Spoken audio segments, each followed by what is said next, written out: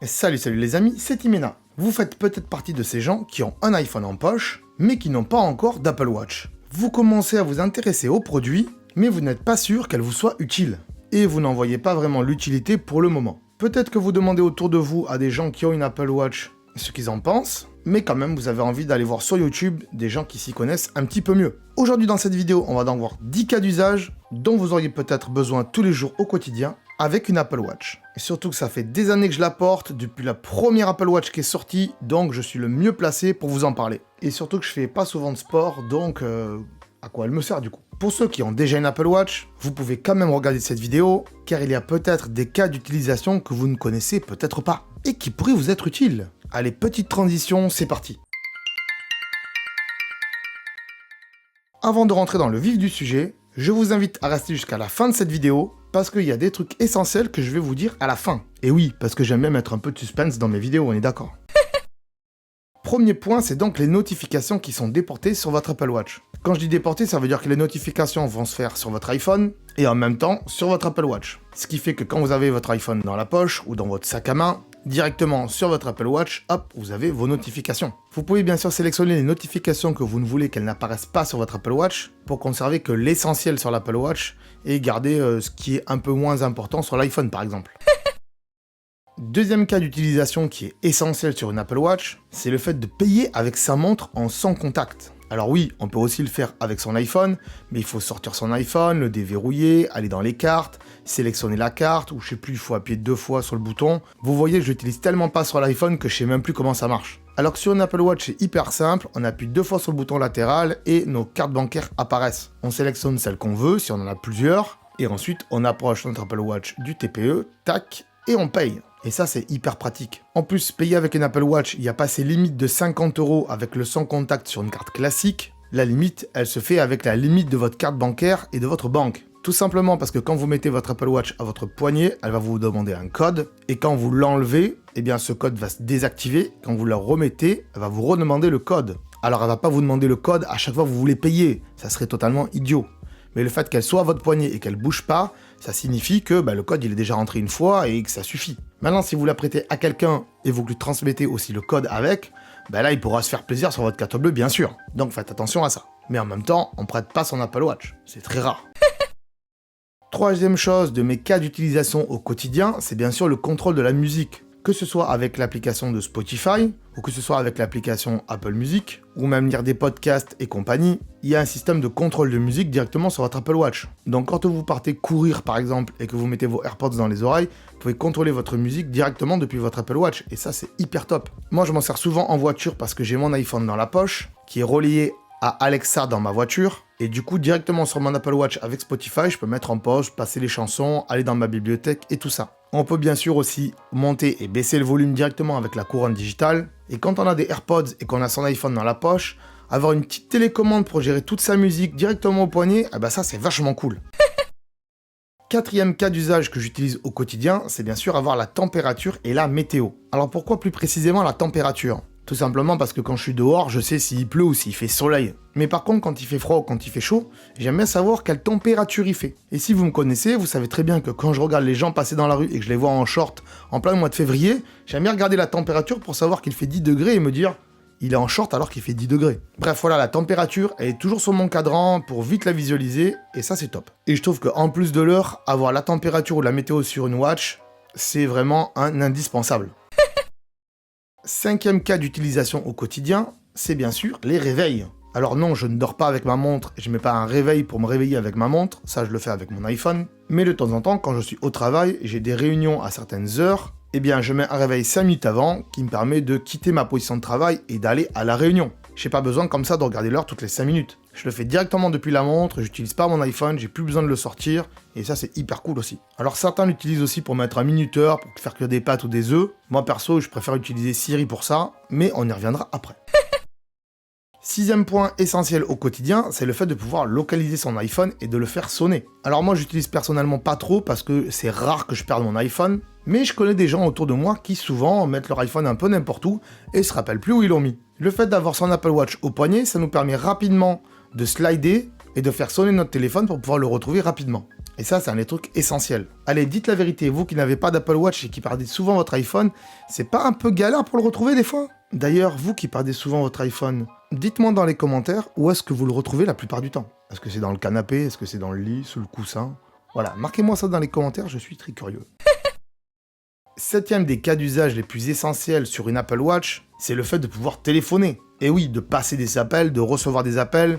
Alors oui, le micro, il est pas ouf, la qualité sonore, elle est pas très forte, surtout quand on est en voiture, on comprend pas tout. Mais en même temps, on n'a pas vraiment le droit de faire ça en voiture. Mais il faut reconnaître que quand on est à la maison, et qu'on a posé son iPhone sur la table de nuit, et qu'on est dans la cuisine, et qu'on a son Apple Watch au poignet, eh bien c'est beaucoup plus facile de répondre aux appels plutôt que de courir dans la chambre pour aller chercher son téléphone. Surtout si votre chambre en plus elle est à l'étage, alors là c'est galère totale. Si vous avez des AirPods et qui sont connectés à votre Apple Watch, alors là c'est le top, vous passez des appels tranquillement avec vos AirPods, connectés à votre Apple Watch et c'est le top. Si vous avez un modèle 4G, on y reviendra après aussi, là c'est encore mieux parce que vous pouvez laisser votre téléphone à la maison, prendre juste votre Apple Watch, aller chercher du pain, faire 2 courses, et vous n'avez pas besoin de votre iPhone. Votre Apple Watch, elle sera toujours connectée en 4G et vous pouvez recevoir et passer des appels directement avec votre Apple Watch si vous avez une version 4G. Huitième des cas que j'utilise au quotidien avec mon Apple Watch, c'est l'utilisation de Siri. Eh oui.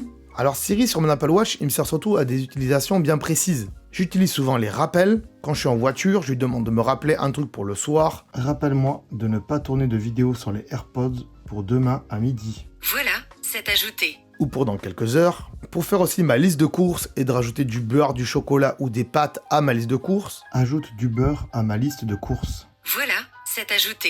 En plus, ma liste de courses, elle est partagée avec ma compagne, ce qui fait qu'on a tous les deux la même liste de courses. Après, vous pouvez aussi retrouver votre liste de courses sur votre Apple Watch, et comme ça, vous cochez vos courses directement sur votre Apple Watch, plutôt que d'écrire sur un papier, là. Écrire sur un papier, c'est comme avoir des écouteurs filaires. Faut arrêter, faut couper le cordon, les enfants. Siri, il me sert aussi pour envoyer des SMS, c'est très pratique, elle comprend très bien ce que vous lui dites, à part quand c'est des mots un peu compliqués qu'elle n'a pas l'habitude d'entendre, mais pour envoyer des SMS, c'est vraiment top. Neuvième utilisation au quotidien avec une Apple Watch, c'est tout ce qui touche à la santé. Alors oui, je vous l'ai dit tout à l'heure, je fais pas beaucoup de sport, mais il faut savoir que votre Apple Watch, elle prend votre fréquence cardiaque toutes les 30 minutes ou toutes les heures, je sais plus, c'est à vous de régler ça dans les paramètres. Résultat, si elle détecte un problème cardiaque, elle va vous prévenir rapidement afin que vous puissiez aller voir un médecin par exemple. Depuis les Apple Watch série 6, vous avez aussi le taux d'oxygénation dans le sang. Et ça, c'est assez sympa, même s'il faut le lancer, donc on le fait pas tout le temps, juste quand on sent qu'on a du mal à respirer, et au moins on est sûr d'avoir un petit diagnostic assez fiable. Donc l'Apple Watch, c'est aussi un petit appareil médical qui va vous permettre de savoir si vous êtes en bonne santé ou pas, si vous avez des doutes ou pas. Dixième chose qui pour moi est essentielle aujourd'hui, depuis qu'on porte des masques, et depuis qu'Apple aussi a fait la mise à jour, c'est le fait de pouvoir déverrouiller son iPhone quand on a une Apple Watch. Et oui, parce que quand on a Face ID, à chaque fois il faut lever son masque, montrer son visage, remettre son masque, voilà, c'est complètement galère pour déverrouiller son iPhone à chaque fois. Mais depuis quelques temps, Apple a mis une mise à jour qui permet, lorsque vous avez une Apple Watch, de pouvoir déverrouiller votre iPhone avec celle-ci quand elle est à proximité. Le fait d'avoir tapé le code sur votre Apple Watch et de l'avoir mis à votre poignet, ça authentifie que vous êtes bien le propriétaire de l'Apple Watch, et comme il sait qu'elle est couplée à votre iPhone en Bluetooth, quand vous allez vouloir ouvrir votre iPhone, déverrouiller votre iPhone, avec un masque, il reconnaît que votre Apple Watch est à côté, et comme vous avez fait le code, le simple fait qu'il reconnaît vos yeux justifie qu'il peut ouvrir votre téléphone. Alors ça marche aussi avec les Mac, on peut aussi déverrouiller son Mac si vous avez un ordinateur Mac avec son Apple Watch quand vous êtes à proximité de celui-ci, mais moi perso j'utilise pas souvent parce que c'est rare que j'ai mon Apple Watch à la maison, en général je la pose, je la prends juste pour sortir.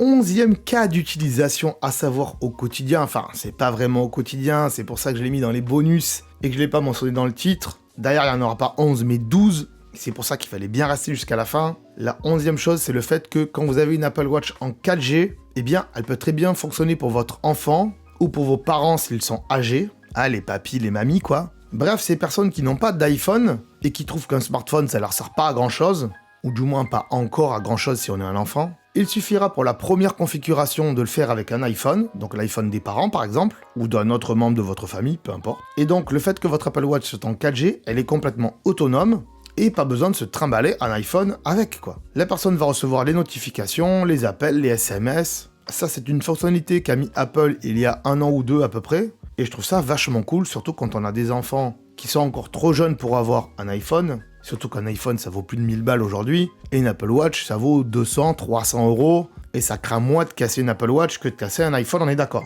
Pour les papis et les mamies, c'est pareil. Aujourd'hui, il y en a qui n'aiment pas utiliser les smartphones. Et aussi, une Apple Watch, ça peut permettre d'appeler les secours rapidement. Donc voilà, pour les papis et les mamies qui sont âgés, une Apple Watch, c'est peut-être une bonne idée aussi. Surtout qu'ils l'ont toujours au poignet. 12e et dernier point à aborder, c'est la personnalisation de son Apple Watch. On peut changer de cadran, on peut changer les couleurs, on peut mettre des images en fond d'écran, on peut faire pas mal de choses en termes de personnalisation à l'intérieur de son Apple Watch. Mais la personnalisation, c'est aussi les bracelets de son Apple Watch. Alors certes, Apple fait des bracelets officiels, on va dire, et il y a plusieurs gammes de bracelets avec différents prix, mais les bracelets d'Apple, en général, ils sont assez chers, on est d'accord. Le plus petit prix, c'est 45 € pour un bracelet, et vous conviendrez que c'est assez cher. Surtout que les bracelets des Apple Watch, ils sont interchangeables, et ce depuis les premiers modèles des Apple Watch. Donc depuis que j'ai mon Apple Watch, c'est-à-dire quand elle est sortie, je sais plus en quelle année, on va le marquer sur mon front d'ailleurs, eh bien j'ai toujours les mêmes bracelets, ils sont toujours compatibles. Tous les bracelets que j'ai achetés à côté, ils sont compatibles aujourd'hui avec mon Apple Watch série 6. Alors il y en a plein en vente sur internet, sur eBay, sur Amazon. Il y a des imitations des bracelets officiels d'Apple, avec plus ou moins de bonne qualité, et aussi il y a des trucs fantasy qu'on retrouve nulle part ailleurs. Moi aujourd'hui, après avoir acheté plein de bracelets pour Apple Watch, si j'ai un conseil à vous donner, et ça a été une belle surprise pour moi, et ce n'est pas un placement de produit, parce que je les ai pas appelés pour faire ça, mais peut-être que je le ferai pour une prochaine vidéo, c'est d'aller sur le site de Comoband. Comoband, certes, ils achètent des bracelets en Chine, mais ils les sélectionnent avant de les acheter. Et ils achètent de la qualité. C'est le cas pour le bracelet que j'ai ici, on pourrait croire que c'est un bracelet officiel Apple. Celui-là chez Apple, il vaut assez cher, et chez Comoband, il vaut la moitié du prix. Et il y a bien plus de choix de couleurs que chez Apple. Donc voilà, s'il y a des bracelets officiels Apple qui vous intéressent, mais vous trouvez que c'est assez cher, allez sur Comoband, vous ferez d'énormes économies. Et si vous voulez des bracelets un peu plus fantaisistes, allez sur Amazon, il y a des trucs intéressants aussi,